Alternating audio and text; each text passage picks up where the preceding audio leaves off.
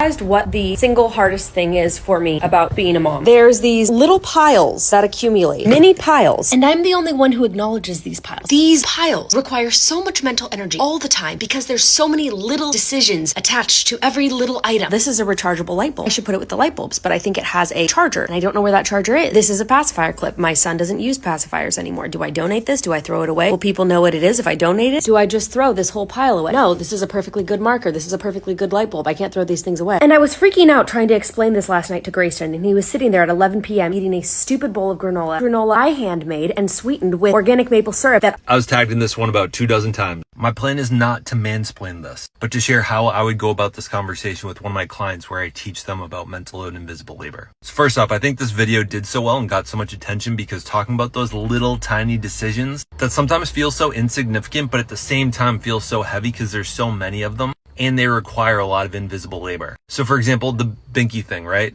Do you donate that? Do you throw that away? There's the physical invisible labor of finding the donation pile, getting it to a donation. And we hear her talk out loud about the emotional labor of, will someone even know what this is? Furthermore, the emotional labor of, I know for me, I have a hard time throwing things out as well. That little pile could represent up to 2 hours of invisible labor. But furthermore, I think the emotional aspect of it didn't get talked about here. Now, if I were working with this couple in a session, I would have them examine from the core emotion wheel, what are the emotions that are feeling? I'm betting she feels lonely.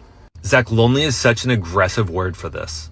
Here's why I think she feels lonely. If she doesn't handle that pile, she has a pretty good idea that no one is going to handle that pile and will sit there for 8 months to a year. There's a good chance just because she's a woman, the standards of cleanliness that people might expect when they come into their home are going to fall onto her. So if there's anyone judging them on their home, it's, hey, Becca, why didn't you clean up around here? Versus her partner that said, oh, you did your best. You're such a great dad. Furthermore, if she has a dismissive partner, which I don't know this couple at all, that might look or be communicated to about that pile, and he's like, oh yeah, we'll figure it out. Don't worry about it. Oh yeah, I'll get to it. And then there's zero follow through. It's further confirmation that she's alone in this decision-making process. I'm hearing decision fatigue. I'm hearing mental load. I'm hearing emotional labor. And even when it's done, because it's such a small pile, even the physical aspect of it will be invisible. This is the Department of Invisible Labor.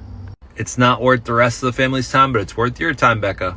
Hi, my name's Zach. I'm your mental load coach and favorite recovering man-child. Hi, Zach. I teach men to better understand invisible labor as well as improve their emotional literacy and fluency. If you found this video helpful in articulating the invisible labor that she was going through there, comment the word guide, just the word guide, and I'll send you my free mental load 101 PDF. Over 300 of these videos squished into one document.